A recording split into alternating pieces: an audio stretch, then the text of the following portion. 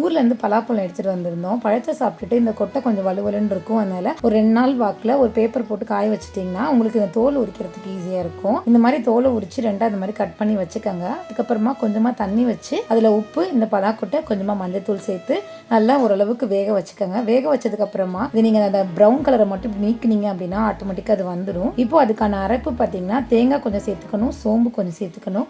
சேர்த்துக்கிட்டு நல்லா ஒரு ஓட்டுனதுக்கப்புறமா 5-6 பல்ல அளவுக்கு பூண்டு சேர்த்துக்கணும். எப்பயுமே பூண்டை முதல்ல சேர்க்கக்கூடாது. தேங்காய் ஓரளவுக்கு அரைஞ்சதுக்கப்புறமா பூண்டு சேர்த்து தண்ணியும் சேர்த்து அரைச்சிக்கிட்டிங்கன்னா அந்த பூண்டோட ஃப்ளேவர் அப்படியே இருக்கும். இப்போ ஒரு வானல் அடுப்பில் வச்சு அதில் கடலெண்ணெய் சேர்த்துக்கணும். கடலெண்ணெய் சேர்த்ததுக்கப்புறமா சின்ன வெங்காயமோ பெரிய வெங்காயமோ எதுனாலும் சேர்த்துக்கலாம்.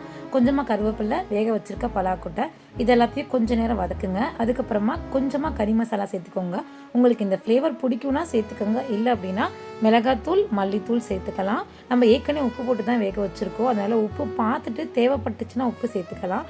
மறுபடியும் இப்போ என்ன பண்ணணும், நம்ம அரைச்சி வச்சுருக்கோம் இல்லையா தேங்காய், அதையும் அதோட சேர்த்துக்கோங்க. மிக்ஸி அலசுகிற தண்ணி இருந்தாலே இதுக்கு தாராளமாக போதும். ரொம்ப ட்ரை பண்ணாமல் ஓரளவுக்கு கிரேவியாக எடுங்க, நல்லாயிருக்கும். நீங்களும் ட்ரை பண்ணுங்கள்.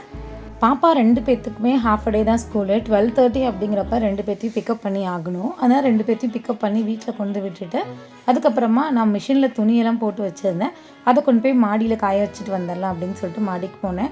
எப்பயுமே நம்ம துணியை காய போடும்போது நல்லா உதறி எந்த சுருக்கமும் இல்லாமல் நல்லா இழுத்து கிளிப்பு போட்டுட்டு வரணும், மடித்து எடுத்துகிட்டு வரணும். காய்ஞ்சதுக்கப்புறமா இந்த மாதிரி பண்ணிங்கன்னா துணி சுருக்கம் இல்லாமல் இருக்கும்.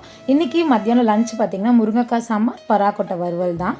உங்கள் வீட்டில் என்ன லஞ்ச் அப்படிங்கிறத கமெண்ட் செக்ஷனில்